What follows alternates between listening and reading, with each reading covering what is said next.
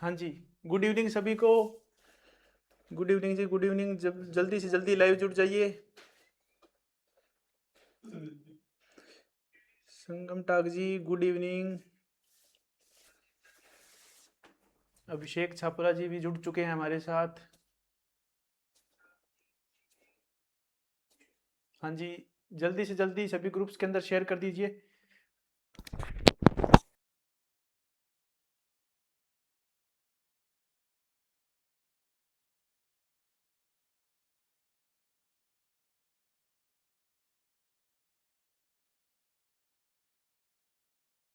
हाँ जी, अभिषेक छापुरा जी कह रहे हैं राम राम सर जी। हाँ जी, राम राम जी, राम राम भाई साहब। चलिए शुरू करते हैं आज का महासंग्राम। फिर से एक बार उसी जुनून के साथ, उसी जोश के साथ। तो जुड़े रहिए लाइव हमारे साथ। हाँ जी, केदार साहब जी कह रहे हैं जी good evening sir. Good evening जी, गुड इवनिंग। चलिए, तो 20 तक सवाल हमने पिछली क्लास के अंदर कर लिए थे। समझ आए होंगे आपको, रिस्पॉन्स भी अच्छा रहा है इन सीरीज के ऊपर। तो सभी क्लासेस देखते रहिए, ग्रुप डी की भर्ती बहुत नज़दीक है और हमारी सीरीज से बाहर जो है कोई भी क्वेश्चन नहीं आने वाला है, ये मैं आपको पहले ही बता देता हूं। तो गणित में अगर 10 नंबर का गणित पूछा जाएगा तो 10 में से 10 नंबर पक्के कर लीजिए, और 15 का पूछा जाएगा तो 15। ठीक है, हरियाणा पुलिस हो चाहे ग्रुप डी हो, इससे बाहर कुछ नहीं पूछा जाता। और जैसे भी हम PYQ क्वेश्चन जो है, प्रीवियस ईयर क्वेश्चन करते हैं, उसके अंदर भी आपने देखा होगा कि इतने इजी क्वेश्चन पूछे जाते हैं कि वो क्या है, हमारी क्लास के लेवल से बिल्कुल भी बाहर नहीं पूछे जाते। तो आप सभी से रिक्वेस्ट है कि इस क्लास को जल्दी से अपने दोस्तों के साथ शेयर कर दीजिए और एक कॉपी पेन लेके आज की क्लास को शुरू कर दीजिए। ठीक है, हाँ जी। कहा गया है किसी धन का कितने समय में 12% की दर से सरल ब्याज 4 गुना हो जाएगा। देखिए, सरल ब्याज 4 गुना हो जाएगा, ये कॉन्सेप्ट क्या है। तो हमें देखिए, मान के चलिए हमारा जो मूलधन है, जो प्रिंसिपल है और जो अमाउंट है, ये जो मूलधन है 1 से कितना हो जाएगा, 4 हो जाएगा। ठीक है, सॉरी, किसी धन का कितने समय में 12% की दर से सरल ब्याज 4 गुना हो जाएगा। तो सरल ब्याज को 4 गुना करना है, तो इस बार सरल ब्याज को 4 बढ़ाएंगे और जो मूलधन है, ये मिश्र धन है आपका, कितना हो जाएगा, 5 हो जाएगा। यानी अमाउंट कितनी हो जाएगी, 5 हो जाएगी। अब आपको बोला गया है, अब आपको सिर्फ एक चीज देखनी है कि ये रहा आपका ब्याज। ठीक है, ये आपका ब्याज है, ये आपका मूलधन है। ठीक है, और आपको क्या दिया गया है, 12% की रेट दी गई है और आपको पूछा गया है कितने समय के अंदर, यानी टाइम निकालना है। तो आपको सारी चीजें दी गई है। तो देखिए, ब्याज गुना में 100, फॉर्मूला आपको बताया था मैंने, ब्याज गुना में 100 यानी 4 गुना में 100, और बटे में क्या लगेगा, एक तो मूलधन लगेगा और दूसरा क्या, 12% की रेट जो है ये लगेगी। जब आप इसको काटोगे, 4 एकम 4 और 4 से काटोगे 3 पे, और 100/3 कितना होता है, 33.33%। ठीक है, सॉरी 33। ठीक है, ईयर लगाएंगे पीछे क्योंकि हमसे क्या पूछा गया है, समय पूछा गया है। तो ये रहा आज का क्वेश्चन। ठीक है, नेक्स्ट देखिए, कोई धन किसी दर से, कोई धन किसी दर से 15 वर्ष में 4 गुना हो जाता है तो 25 वर्ष में कितना गुना होगा। तो ये कॉन्सेप्ट जो है बहुत ही ज्यादा इजी है और इसको ध्यान से समझेंगे, इंपॉर्टेंट के अंदर भी आता है ये, कई बार ये एग्जाम के अंदर पूछा गया है। ठीक है, जब PYQ करेंगे तब आप इस क्वेश्चन को कई बार देखेंगे। बोला गया है कि किसी कोई धन जो है किसी दर से 15 वर्ष के अंदर 4 गुना हो जाता है। देखिए, कोई धन, मान के चलिए ये मेरा 1 रुपया मैंने मूलधन लगाया था और ये कितना हो गया, 15 साल के अंदर। आप कहेंगे जी 15 साल का टाइम लगा है, 15 साल के अंदर ये जो है 4 गुना हो गया है। तो आपको एक ही चीज नोट करनी है कि आपका ब्याज कितना है। तो आप कहेंगे अगर धन 4 गुना हो गया तो ब्याज आपका कितना है, 3 है। ठीक है, ब्याज कितना है, 3 है। तो आपको बताना है कि 25 साल के अंदर ये कितना गुना हो जाएगा, 25 साल के अंदर कितना गुना हो जाएगा। तो एक सबसे पहले एक बात देखिए, 15 सालों के अंदर आपको कितना ब्याज मिला है, 3 ब्याज मिला है। 15 साल के अंदर आपको कितना ब्याज मिला, 3 ब्याज मिला। तो ये लिखिए, 15 साल के अंदर आपका ब्याज कितना रहा, आप कहेंगे 3 ब्याज है। यानी मैं इसको अगर 5 से काट दूं तो ये कहेंगे कि 5 साल के अंदर, 5 ईयर्स के अंदर आपका ब्याज कितना हो जाएगा, 1।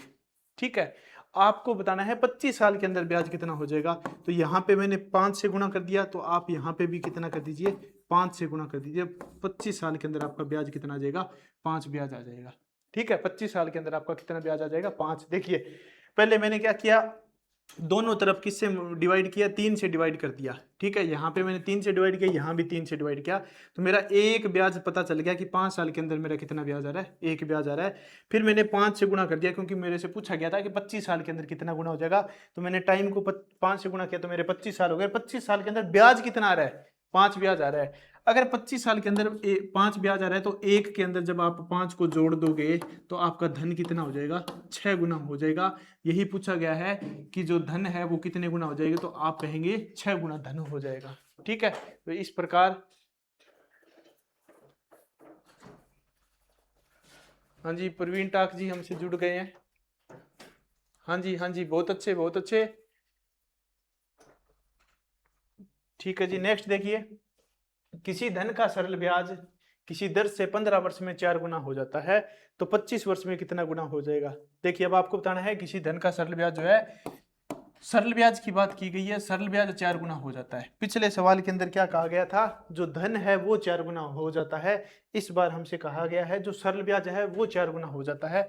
तो कोई बात नहीं, वही तरीका लिखने का कि हमारा जो मूलधन है वो कितना है, तो आप कहेंगे जो मूलधन है वो 1 है। ठीक है, और ब्याज कितना जुड़ रहा है, उसने कहा है 4 ब्याज हो जाता है, तो ये आपका क्या हो गया, ये आपका ब्याज हो गया। ठीक है, टाइम की बात करें तो कितना टाइम लग रहा है, 15 साल का टाइम लग रहा है, यानी 15 साल के अंदर ब्याज कितना 4 आ रहा है, तो आपका जो मिश्र धन है कितना हो जाएगा, 5 हो जाएगा। अब आपको कहा गया है कि 25 साल के अंदर कितना हो जाएगा, ये बताना है। देखिए, 15 साल के अंदर आपका ब्याज कितना आया, 4 आया है। लिखेंगे 15 साल के अंदर जो ब्याज है वो कितना है, 4 है। 1 साल के अंदर ब्याज कितना आएगा, 1 साल के अंदर ब्याज कितना आएगा, तो आप कहेंगे 4 बटे में कितना आएगा, 15 आएगा। ये 15 इसके डिवाइड में चला जाता है। आपसे पूछा गया 25 साल के अंदर ब्याज कितना होगा। ठीक है, 25 साल के अंदर, तो 25 साल के अंदर अगर आपको बताना है 25 साल में ब्याज कितना होगा, तो इसके गुणा में 25 लग जाता है, तो 4 बटे 15 और गुणा में क्या आ जाएगा, 25 आ जाएगा। 5 से काटेंगे, 5 दिए 15, 5 से काटेंगे, 5 5 25 और 5 के 20 और 20 बटे कितना आंसर आ जाएगा, 3। तो ब्याज जो है 20 बटे 3 गुना हो जाएगा।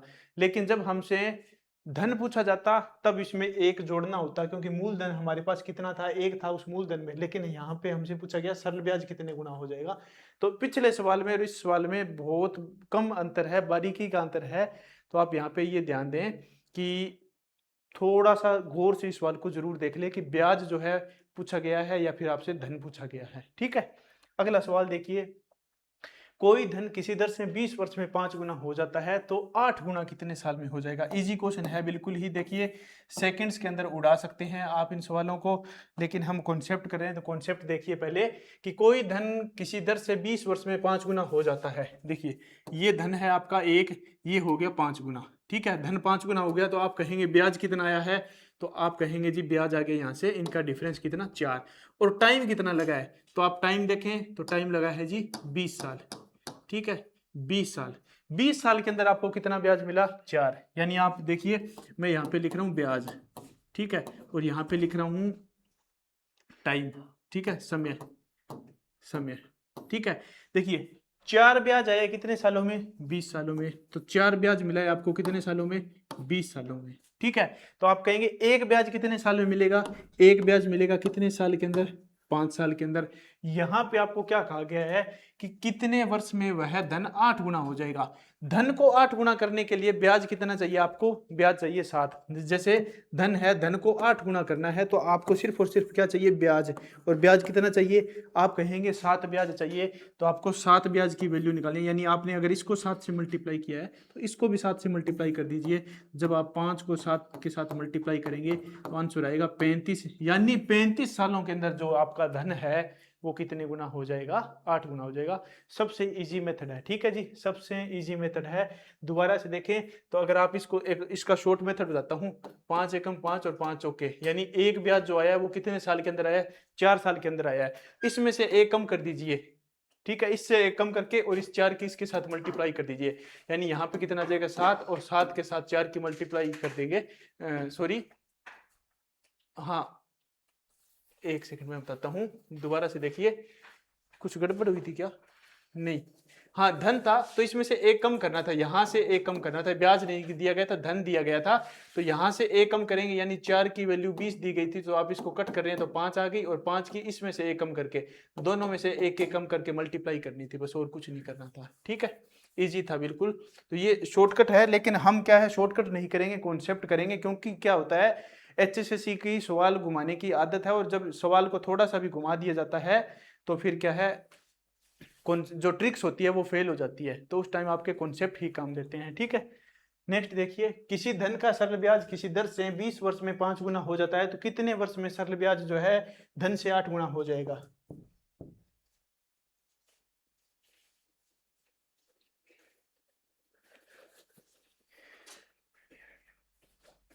आज हमारा जन्मदिन नहीं है जी, अश्विनी ढूंढारा जी, आज हमारा जन्मदिन नहीं है जी। किसी धन का सरल ब्याज किसी दर से 20 साल के अंदर 5 गुना हो जाता है। देखिए ब्याज 5 गुना हो जाता है, तो आप सबसे पहले ये देखिए आपका ब्याज कितना है और आपको टाइम कितना दिया गया है। ठीक है, कितना टाइम है, तो जो ब्याज है वो 5 गुना हो जाता है, तो हमें ब्याज की जरूरत थी, तो ब्याज 5 गुना हो जाता है कितने साल के अंदर? 20 साल के अंदर। तो आप कहेंगे एक ब्याज कितने साल के अंदर हो रहा है, तो आप कहेंगे 4 साल के अंदर। और आपसे पूछा गया है सरल ब्याज 8 गुना करना है, सरल ब्याज 8 गुना करना है, तो यहाँ पे 8 लिख देंगे। सरल ब्याज यानी मैंने अगर इसको 8 से मल्टीप्लाई किया है तो इसको भी 8 से मल्टीप्लाई कर देंगे, 8 से मल्टीप्लाई करेंगे तो कितना आ जाएगा? 32 आ जाएगा। 32 सालों के अंदर आपका जो धन है ये कितना हो जाएगा? 8 गुना हो जाएगा। अब अगर आपको ये लगे कि ये सवाल और पीछे वाला सवाल सेम है, लेकिन सेम नहीं है, बहुत बारीकी से सवाल के अंदर थोड़ा थोड़ा अंतर डाला गया है। यहाँ पे पूरे धन यानी मिश्र धन की बात की गई है, और इस सवाल के अंदर जो है ब्याज की बात की गई है, सिर्फ और सिर्फ इंटरेस्ट की बात की गई है, तो इतना सा फर्क है। तो ये ध्यान रखें, सवाल को बहुत बारीकी से पढ़ना पड़ेगा आपको। ठीक है, राम ने कुछ धन सीता को 20% की दर से 2 साल के लिए उधार दे दिया, और उतना ही धन रीना को 10% की दर से 3 साल के लिए उधार दिया है, लेकिन दोनों की जो ब्याज की राशि बनी है 420 बनी है, तो उधार दी गई राशि क्या है ये आपको बतानी है कि कुल कितनी जो राशि है उधार दी गई है।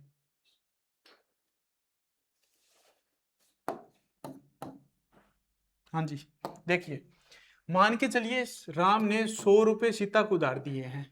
ठीक है, किस रेट पे? तो आप कहेंगे जी 20% की रेट पे। कितने टाइम के लिए? तो आप कहेंगे जी 2 साल के लिए। जब इसको कट करेंगे तो आ जाएगा कितना? 40 यूनिट। ठीक है, उसके बाद कहा गया है, गौर करने की बात है, उतना ही धन, यानी जितना सीता को दिया था उतना ही धन, तो यानी कितना धन? 100 रुपए। 100 रुपए दिया गया रीना को, किस रेट पे? तो 10% की रेट पे। कितने साल के लिए? 3 साल के लिए। तो ये कितना बन जाएगा? ये बन जाएगा 30। तो यहां पर अगर आप दोनों ब्याज जोड़ें तो कितना बनता है? 70 बनता है। तो ये बोला गया है 70 यूनिट। ठीक है, लेकिन यहां पे आपको कहा गया है कि जो ब्याज है ये कितना है? 420 है। ब्याज कितना है? 420।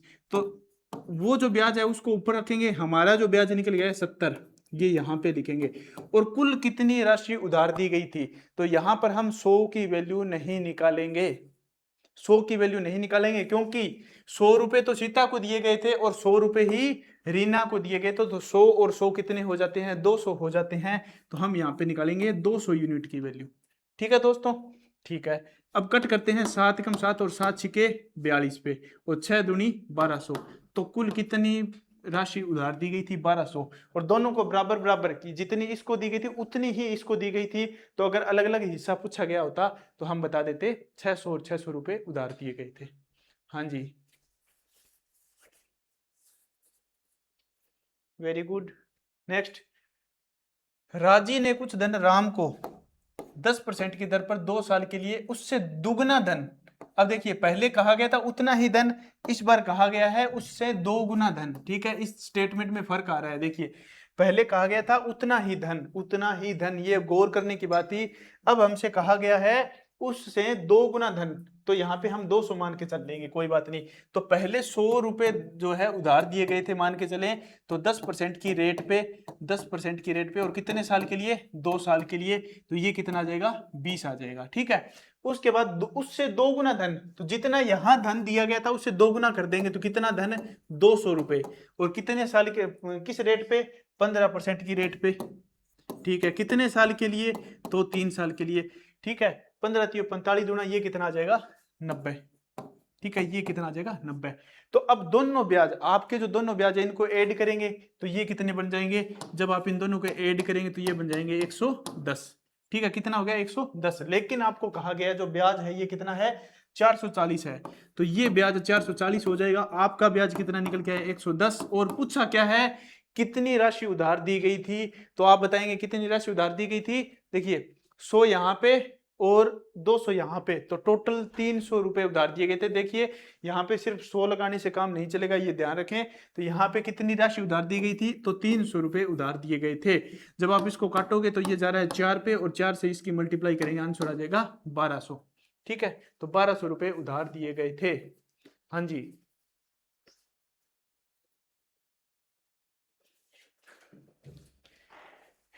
देखिए कितने वर्ष में 20% की दर से मिश्र धन और साधारण ब्याज जो है 13.3 होगा। तो अब आपके पास देखिए क्या क्या लिखा गया है। सबसे पहले वो चीज जरूरी है, अगर आप देखें मूलधन, क्या आपको सवाल के अंदर मूलधन दिया गया है? नहीं, आपको दिया गया है मिश्र धन कितना है? 13, और साधारण ब्याज कितना है? 3। आपको पता होता है कि जो मिश्र धन और साधारण ब्याज होता है, यानी अमाउंट और प्रिंसिपल का जो डिफरेंस, अमाउंट और सिंपल इंटरेस्ट का जो डिफरेंस होता है वो क्या होता है? प्रिंसिपल होता है। तो जो मूलधन है और साधारण मूलधन आपका कितना हो जाएगा? इन दोनों का डिफरेंस हो जाएगा कितना? 10 यूनिट। ठीक है, उसके बाद आपको जरूरत पड़ती है ब्याज की। जो आपका साधारण ब्याज है ये कितना है? तो ये साधारण ब्याज आपको बोला गया है कितना यूनिट है? 3 यूनिट है। उसके बाद आपको एक रेट दी गई है, यानी दर दी गई है कितनी? 10% दर दे रखी है। और निकालना क्या है? टाइम यानी समय निकालना है। तो आपका फॉर्मूला क्या होता है? ब्याज गुना में 100 और बटे में 2 चीज नीचे। तो ब्याज कितना है आपका? ब्याज दिया गया जी 3, और गुना में क्या लगा देंगे? 100, और बटे में 2 चीज जो और दी गई है वो लगा देंगे। तो कितना आ जाएगा? 10 गुना में, एक सेकेंड, अच्छा दर जो है 20% है, सॉरी, दर 20% दी गई है। ठीक है, तो 10 आपका क्या आ जाएगा? मूलधन, और 20 जो क्या है? दर आ जाएगी। तो आप 10 से 10 को, ये दोनों जीरो कैंसिल कर दें, और 3/2 क्या होता है? 1.5 साल। ठीक है, 1.5 साल। ठीक है, इजी क्वेश्चन है बिल्कुल ही। वेरी गुड, आंसर आ रहे हैं। पी के छापुला, दीपू रत्तीवाल, हाँ जी, आंसर करते रहिए। किस दर पर 10 वर्ष में मिश्र धन और मूलधन का अनुपात है? वो कितना हो जाएगा? 12.5 हो जाएगा। तो आपको ये देखना है मिश्र धन और मूलधन का अनुपात क्या होता है? ब्याज होता है। ठीक है, तो आपके पास मूलधन कितना दिया गया है? तो आप कहेंगे मूलधन दिया गया है जी 5। ठीक है, आपको ब्याज कितना दिया गया है? तो आप ब्याज के लिए इन दोनों का डिफरेंस करेंगे, कितना आ जाएगा? ब्याज दिया गया है 7। अगर टाइम की बात करें, सॉरी, टाइम की बात करें, तो टाइम यानी समय कितना दिया गया है? आपको 10 वर्ष दिया गया है। और रेट आपसे पूछी गई है, रेट आपसे पूछी गई है। तो वही फॉर्मूला, ब्याज गुना में 100। ब्याज कितना है? 7, और 7 गुना में क्या आ जाएगा? 100, और बटे में 2 चीजें, मूलधन और टाइम, मूलधन और समय। मूलधन है 5 और समय कितना है? 10। ठीक है, तो ये 50 से कटेगा 2 बार, और 7 दूनी कितना होता है? 14%। तो आंसर आ जाएगा 14%। हाँ जी, सही है जी, सही है। पीके छापुला,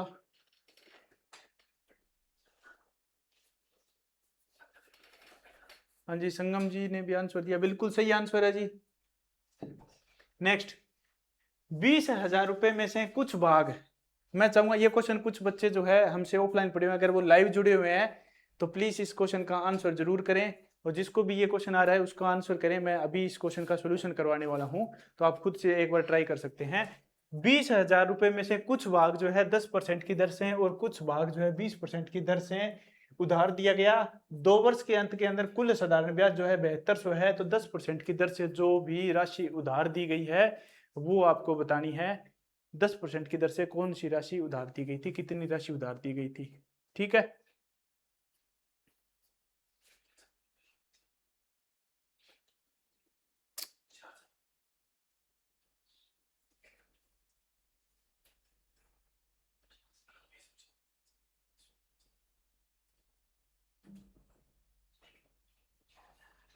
हाँ जी, पी के छापला का आंसर आ गया है। सुनील वर्मा जी का भी आंसर आ गया। हाँ जी, अब देखिए क्या है इस सवाल का आंसर। देखिए इस सवाल के अंदर हम 2 मेथड लगा सकते हैं। एक मेथड हमने सीखा था पॉपुलेशन के अंदर, जनसंख्या के अंदर, वो मेथड लगा सकते हैं कि महिलाओं में इतने प्रतिशत की वृद्धि हो रही है, पुरुषों में इतने प्रतिशत की हो रही है, तो कुल वृद्धि कितने प्रतिशत की हो रही है। दूसरा हम यहाँ पे एलिगेशन लगा सकते हैं। एलिगेशन के लिए आपको तीसरा परसेंट निकालना था। तीसरा परसेंट क्या निकालेंगे, यानी आपको तीसरी दर निकालनी थी। तो आप एक काम कीजिए, दर निकालिए, दर जो ओवरऑल दर है कितनी है, तो आप कहेंगे 7200 रुपये ब्याज है, कितने 7200 गुणा में 100, 7200 ब्याज आ गया। अब देखिए कितना टाइम है, 2 साल का टाइम दिया गया है, और आपकी जो राशि है ये कितनी है, 20,000 है। ठीक है, जब आप यहाँ से काटोगे 20 से 20 और 20 से 20 और 4 से काटोगे कितनी आ जाएगी, 18%। ठीक है, कितनी आ जाएगी, 18% आपकी रेट निकल के आ जाएगी।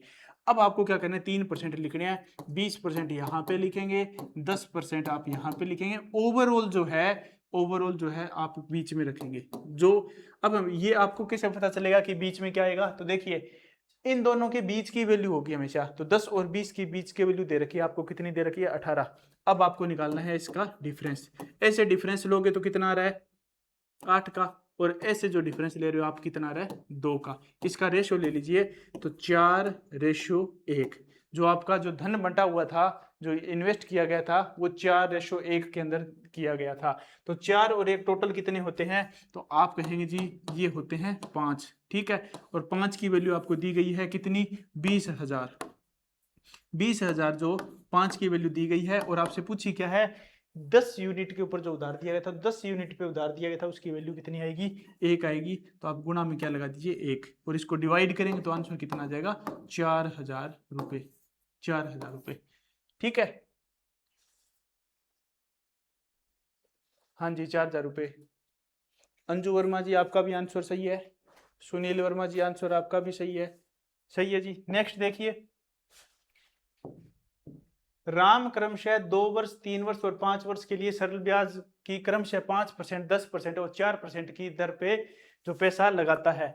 तीनों स्कीम से मिला हुआ ब्याज जो है, मूलधन का अनुपात क्या है। ठीक है, जो ब्याज है वो बराबर है, तो आपको बताना है मूलधन का अनुपात क्या है। तो यहाँ पे सबसे पहले तो आप क्या कीजिए, मूलधन निकाल दीजिए, और जब आपका मूलधन निकल के आ जाए तो उसको बराबर करने की कोशिश करनी है। ठीक है, तो इसका 2 तरीके से मैं आपको बताता हूँ, आपको किस प्रकार कर सकते हो। एक बारी देखिए, अगर देखिए टाइम आप क्या कीजिए, मूलधन सभी का एक ही मान लीजिए या 100 मान लीजिए, तो मैं सभी का एक बार के लिए मान लेता हूँ कि सभी का मूलधन कितना है, 1 है, सिर्फ मान लेता हूँ। ठीक है, तो जब इसका ब्याज निकालेंगे तो कितना आ जाएगा, तो आप कहेंगे जी 10% आ जाएगा। जो दूसरी स्कीम है उसका ब्याज कितना आ जाएगा, तो आप कहेंगे जी कितना आ जाएगा, 30 आ जाएगा। और जो तीसरी स्कीम है इसका ब्याज कितना आ जाएगा, तो 5 के 20 आ जाएगा। ठीक है, अब ये है ए, ठीक है, ए, ये बी, और ये क्या है, सी। ठीक है, ये ए बी सी की अलग अलग वैल्यू दे रखी है। तो आपको क्या है, आपको एक सिंपल सा काम करना है। देखिए ये ए स्कीम से प्राप्त है, ये बी स्कीम से प्राप्त है, ये सी से प्राप्त है। ठीक है, या आप चाहें तो आप इसको ए बी सी भी डिनोट यहीं पे कर सकते थे। ठीक है, ए स्कीम से आपको 10 ब्याज मिला, बी स्कीम से 30 और सी से 20। अब आपको यहाँ पे ए बी और सी इसकी वैल्यू बतानी है। तो किस प्रकार बताएंगे, ए को अगर कवर करेंगे तो 30 और 20 की गुणा कर दीजिए, कितना आता है, 600। और जब आप बी को कवर करेंगे तो बी की वैल्यू निकल के आ जाएगी, ए और इसकी गुणा कर दीजिए, कितना आ जाएगा जी, 200। और जब आप इसको कवर करेंगे तो ये कितना आ जाएगा, 300। ठीक है, ये रेशो आ गया किसका, मूलधन का, जब आप इसका ब्याज बराबर करते हैं। तो अब आप क्या कीजिए, 20 से 20 कट कर दीजिए। ठीक है, तो 6, 2 और 3 जो है उस मूलधन का अनुपात है जो इस स्कीम पे इन्वेस्ट किया गया था। ठीक है जी, हाँ जी, सही आंसर है जी संगम जी।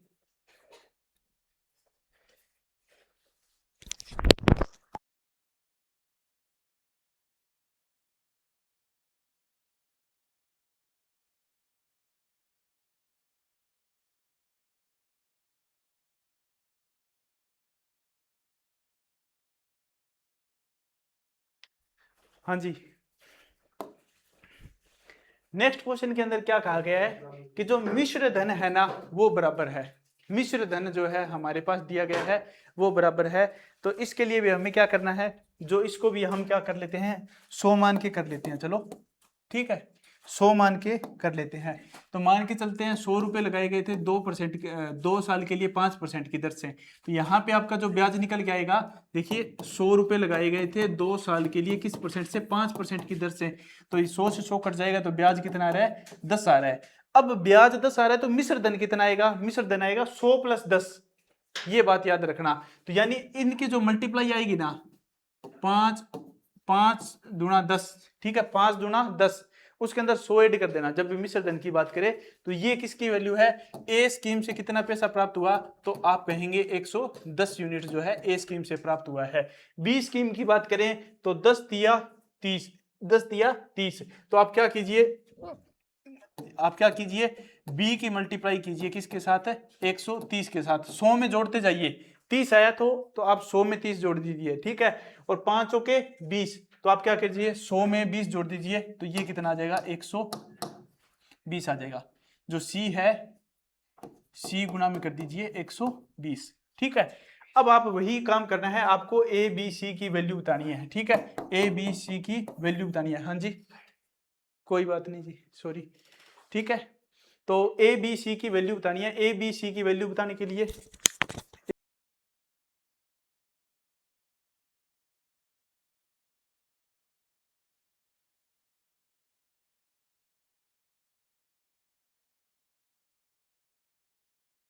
हाँ जी, तो ए की वैल्यू निकालनी है। ए की वैल्यू निकालनी है तो ए को कवर करके इनकी मल्टीप्लाई कर देंगे, 13 और 12, ठीक है। ये कितना होता है, 156 होता है, 156 और पीछे कितनी जीरो, 2 जीरो। उसके बाद रेशो निकालेंगे बी का निकालेंगे तो इनकी मल्टीप्लाई कर देंगे तो कितना आ जाएगी, 2 3 1 और पीछे 2 जीरो। और जब सी की वैल्यू निकालनी है तो सी का रेशो निकाल लेंगे। किस प्रकार निकालेंगे, तो ये मल्टीप्लाई कर देंगे, ये आ जाएगी 1 4 3, 1 4 और 3 2 जीरो, ठीक है। ये मल्टीप्लाई करने के बाद रिजल्ट निकल के आता है। अब आपको क्या करना है, 2 जीरो 2 जीरो और 2 जीरो कैंसिल कर देंगे तो इस मूलधन का अनुपात कितना हो जाएगा, 156 132 और 143।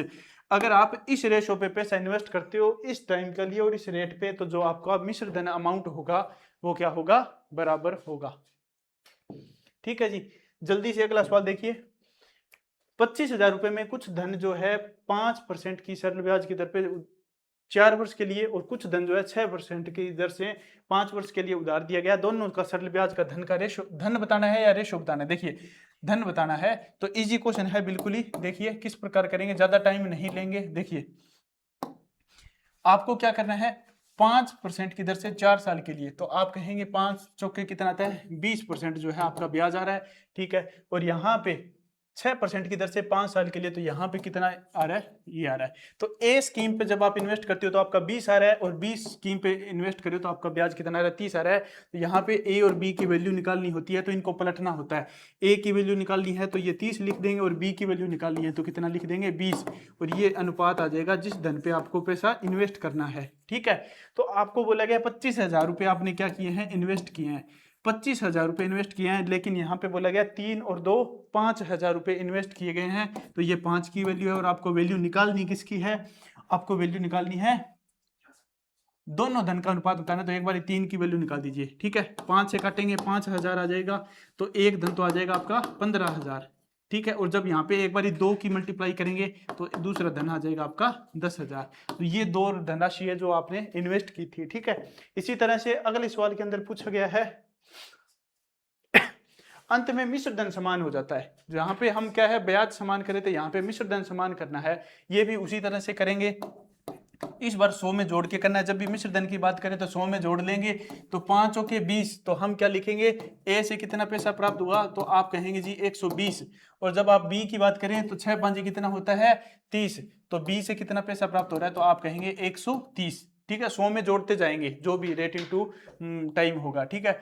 अब देखिए क्या है, ए की वैल्यू बतानी है तो आप बी लिख दीजिए यहाँ पे, सॉरी यहाँ पे मल्टीप्लाई का साइन है, और बी की वैल्यू बतानी है तो यहाँ पे लिख दीजिए 120, ठीक है। इसका जब रेशो लेंगे तो 13 और 12 के रेशो के अंदर हमें धन इन्वेस्ट करना है। 13 और 12, 25,000 को आप इस रेशो में बांटेंगे। 13 और 12 का मतलब होता है कितना, 25। तो एक बार तो आप गुणा में 13 लगाएंगे और एक बार गुणा में 12 लगाएंगे।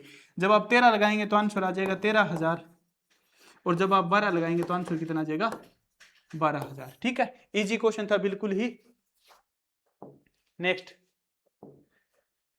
उस धन का अनुपात बताइए जिनके समय ये यूज करना है, ठीक है, दर ये यूज करनी है और सरल ब्याज ये यूज करना है। बिल्कुल आसान सवाल है जी, बिल्कुल आसान। देखिए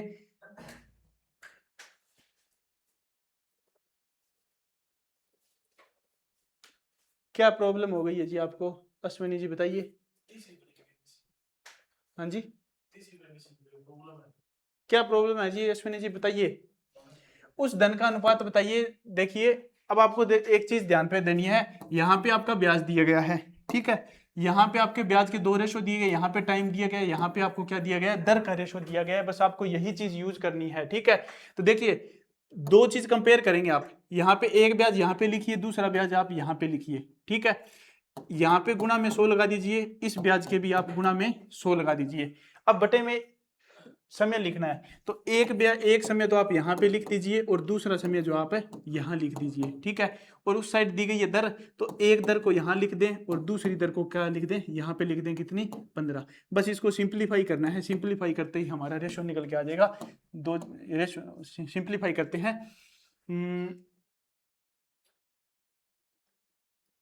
100 से तो 100 कैंसिल आउट कर दिया हमने, ठीक है। 4 एकम 4 से काटा हमने, 4 चौके 16, 3 एकम 3 से काटा है हमने, 3 पांजे 15, ठीक है।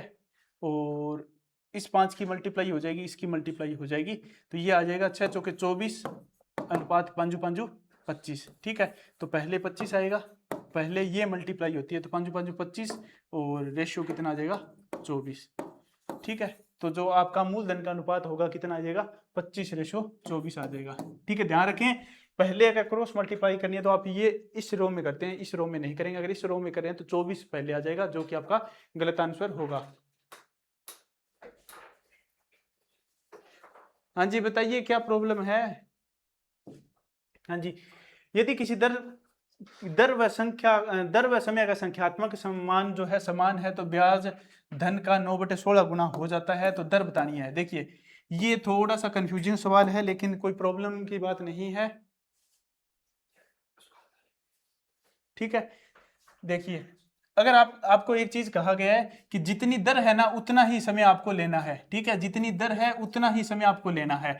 तो आप मान लीजिए ब्याज धन का 9/16 गुना हो जाता है, तो ये आपका ब्याज है, ये आपका मूलधन है, ठीक है। ब्याज धन का जो पहले नाम लिखा गया है वो आपका ब्याज है, बाद में धन लिखा गया है तो ये आपका धन हो जाएगा, धन यानी मूलधन हो जाएगा। तो 16 मैंने मूलधन मान लिया जो कि सवाल के अंदर दिया गया है, और जितनी दर है उतना ही हम क्या मानेंगे, समय मानेंगे। तो ये मैं समय इसी को मान लेता हूं और इसी को क्या मान लेता हूं, मैं दर मान लेता हूं और बटे में लगा रहा हूं 100, और उस साइड जाके मेरा क्या हो जाता है, ब्याज निकल के आ रहा है कितना, 9, ठीक है। उस साइड मेरा ब्याज निकल के कितना आ रहा है, 9। अब मेरे को एक बात बोली गई थी समय और दर बराबर है, तो मैं इन दोनों को क्या मान लेता हूं, समय ही मान लेता हूं, ठीक है। या फिर दर पूछी गई है तो मैं इन दोनों को दर मान लेता हूं, ठीक है। ये भी दर है और क्या है, ये भी दर है, कुछ भी मान ले कोई फर्क नहीं पड़ता। तो अब ये चीज उस साइड जाके पलट देंगे, यानी दर गुणा में जो दर है उसकी वैल्यू क्या आएगी, 9 ऊपर लिखा हुआ है, 100 ऊपर चला जाएगा और 16 जो है बटे में चला जाएगा। यानी दर का स्क्वायर बताना है, तो दर की वैल्यू किस प्रकार निकलेगी, 9 का रूट कितना होता है, 3, और 100 का रूट कितना होता है जी, आप कहेंगे 10, और 16 का रूट क्या होता है, आप कहेंगे 4। ये कितना आ जाएगा, 30/4, ठीक है, 30/4। और 30/4 जो है इसको काटेंगे, 4 7 28, 7 से एक ही ऑप्शन जा रहा है, तो ये कितना आ जाएगा, 7.5%, ठीक है। इस प्रकार आप इस सवाल को सॉल्व कर सकते हैं। हाँ जी,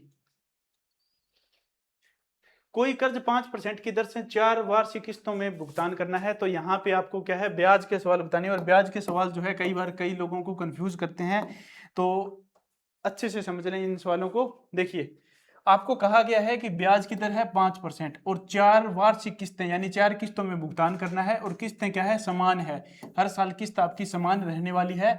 तो यहाँ पे पूछा गया है कि किस्त की राशि कितनी होगी, तो इसके लिए आपको क्या करना है, सबसे पहले एक सिंपल सी बात है। देखिए 4 किस्तों में भुगतान करना है, सबसे पहले लिखिए 100 रुपए, ठीक है। अगले साल क्या होगा, 5% आप ब्याज ऐड कर दिए, तो 100 प्लस दर ऐड करते जाइए हर बार, ठीक है। सबसे पहले 100 से शुरुआत करेंगे, 100 + 5, फिर 100 प्लस अब आप करेंगे 110 और फिर 5 ऐड करते जाएंगे, हर बार 5 ऐड करते जाएंगे और ये 4 किस्तों के बराबर आप मान लेंगे। ठीक है, ये आपको अब आपको क्या करना है, टोटल करना है। 5 और 5 10 की 0, ठीक है, 5 और 5 10 की 0, अब आ जाएगा 3 यहाँ पे, अब आ जाएगा 430। यानी आपकी देय राशि आई है 430, लेकिन इसने कहा है जो देय राशि है वो कितनी है, 860 है। तो जो 860 है ये किसकी वैल्यू है, 430 की वैल्यू है। और अगर आपसे पूछा जाए कि किस्त की राशि क्या है, तो आप 100 यूनिट की वैल्यू निकालेंगे तो 100 की मल्टीप्लाई कर देंगे। ठीक है, 43 से काटेंगे कितने पे जाएगा, 2 पे जाएगा, और 2 की 100 के साथ मल्टीप्लाई कर देंगे, 200 आंसर आ जाएगा। दीपू रत्तीवाल जी आपका आंसर बिल्कुल सही है। पीके छापुला भी आपका आंसर सही है। संगम टाक जी आपका आंसर सही है।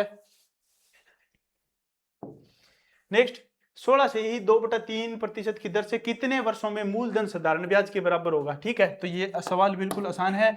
जितना आप क्या है मूलधन मान के चलना है उतना ही आपको साधारण ब्याज चाहिए, और टाइम आपसे पूछा गया है।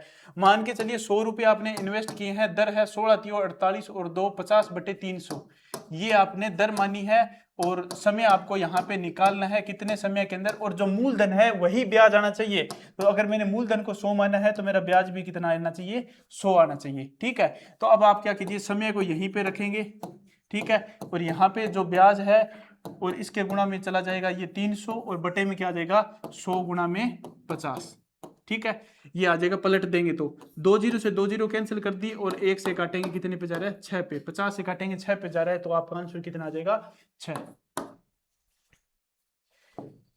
नेक्स्ट क्वेश्चन, कितने न्यूनतम पूर्ण वर्षों के अंदर 1000 रुपए का 16 से ही 2/3% की दर से साधारण ब्याज जो है एक पूर्णांक होगा। आंसर जो है डेसिमल में नहीं आना चाहिए, तो आपको बताना है कितने साल के अंदर। ठीक है, कितने साल के अंदर, तो ये सवाल जो है बिल्कुल आसान है। देखिए, आप इसको सिंपल जो फॉर्मूला है उसमें लिखिए कि 1000 रुपए है, 16 से ही 2/3 यानी 50/300 की रेट से आप क्या कर रहे हो, कट करना है, और आपका टाइम जो है वो आपको बताना है कितने टाइम के अंदर जो आपका जो एक ब्याज है वो पूर्णांक आना चाहिए, पूर्णांक आना चाहिए, यानी आपका आंसर जो है पॉइंट के अंदर, डेसिमल के अंदर नहीं आना चाहिए। ठीक है, तो अब देखिए इसका क्या करना है। जब आप इसको सोल्व करेंगे तो आप ये देखिए कि जो डेसिमल आ रहा है, यानी जो मेन प्रॉब्लम आ रही है वो किसकी वजह से आ रही है, तो वो 3 की वजह से आ रही है, क्योंकि ये 3 कहीं कट नहीं रहा है, इसके लिए आपका उत्तर जो है डेसिमल में यानी दशमलव में आ रहा है। अब आपको क्या करना है, इस 3 को जड़ से खत्म करना है। 3 से जड़ से खत्म करने के लिए आपको क्या, आप यहाँ पे मल्टीप्लाई कर सकते हो, किससे, 3 से। अब जब 3 से मल्टीप्लाई करोगे तो इस 3 से ये 3 कट हो जाएगा, तो कहा गया है कम से कम कितने सालों के अंदर। अब यहाँ पे 6 होता तो भी ये कट जाता, लेकिन आपसे पूछा गया था कम से कम कितने सालों में, 3 सालों में, तो 3 से 3 कट कर देंगे। अब आपका जो भी ब्याज निकल के आएगा वो पूर्णांक के अंदर होगा। ठीक है जी, तो ये जो नीचे जो 3 था, आपको इसको खत्म करने के लिए कोई चीज ऊपर मल्टीप्लाई करनी थी, तो मैंने ऊपर मल्टीप्लाई कर दिया 3 से, तो ये आपका आंसर आ जाएगा। ठीक है जी, इसके बाद देखिए आज का आखिरी सवाल, इस क्लास का आखिरी सवाल, कि साधारण ब्याज की दर पे 10% 12.5% की दर से 10% हो जाती है, तो एक व्यक्ति को 75 रुपए की हानि होती है, तो मूलधन कितना है ये आपको बताना है। तो सबसे पहले यहाँ पे आप ये देखिए कि जो 12% थी वो कितनी हो गई है, अब 10 हो गई है, यानी आपकी जो दर है उसमें बदलाव कितना आ गया है, बदलाव आ गया है जी 2.5% का। ठीक है, 2.5% का बदलाव आ गया है, और उसके कारण जो हानि हुई है कितने की हुई है, 75 की। ठीक है, तो लिखिए 75 की हानि हुई है, किस वजह से हुई है, 2.5 की वजह से हुई है, और आपको वैल्यू किसकी निकालनी है, 100 की वैल्यू निकालनी है। 75 की हानि हुई है, क्यों, क्योंकि आपकी दर थी वो कितनी हो गई है, 2.5 हो गई है, और आपको गुणा में 100 लगाना है। टाइम यहाँ पे 1 ही साल दिया गया था, कुछ प्रतिवर्ष कहा गया था, तो टाइम मैं कितना मान लेता हूँ, 1 मान लेता हूँ। और जब ये यहाँ पे डेसिमल लगा हुआ है, इसको रिमूव करने के लिए आप क्या ले, 1 0 ऊपर एक्स्ट्रा ऐड कर दिए, 25 एकम 25, 25 3 75, और आपका आंसर कितना आ जाएगा, 3000 आ जाएगा। इसी तरह का एक और सवाल है, जो आखिरी सवाल है, यहाँ पे देखिए क्या कहा गया है, 15.8% से क्या हो गई है, 18.8% हो गया है। ठीक है, तो आप क्या कीजिए, जो फर्क आ रहा है वो कितने का आ रहा है, 3% का आ रहा है, तो यहाँ पे इस बार जो 75 का लाभ हो रहा है ये किस वजह से हो रहा है, 3% की दर से, और आपको वैल्यू किसकी निकालनी है, 100 की निकालनी है, और टाइम कितना दिया गया है, 1 साल का टाइम इस सवाल के अंदर दिया गया है। 3 से काटेंगे, 3 पे काटेंगे, कितना आ जाएगा 25, और 25 आपका जो है आंसर निकल के आ जाएगा ठीक है दोस्तों, तो ये थे आज के आखिरी सवाल। यहाँ पे जो है आपकी सिंपल इंटरेस्ट की क्लास जो है खत्म होती है। आज हमें थोड़ा सा जल्दी जो है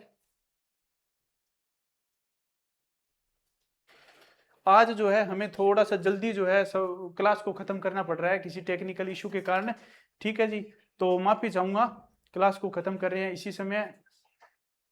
तो क्लास में जुड़े रहने के लिए अंजू वर्मा, अश्विनी जी, सुनील वर्मा जी, पी के छापुला जी, दीपू रतिवाल, अंजू वर्मा, संगम टाक जी, और आपका बहुत बहुत आभार है जो आप क्लास के अंदर हमारे साथ जुड़े हुए हैं।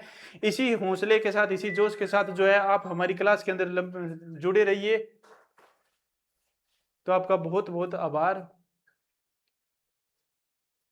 ठीक है, कल हम सिंपल इंटरेस्ट के PYQ के साथ आपके सामने इसी समय हाजिर रहेंगे, तो जुड़े हमसे 8:30 बजे। ठीक ठीक है, तो अपने दोस्तों के साथ इस वीडियो को जरूर से शेयर कर दीजिए, अपने टेलीग्राम चैनल के ऊपर, या आपके जितने भी एजुकेशनल ग्रुप है जो व्हाट्सएप के ऊपर एक्टिव है, तो उनके अंदर हमारी वीडियो को शेयर कर दीजिए और अपने दोस्तों से हमारे चैनल को सब्सक्राइब करवाएं। जय हिंद।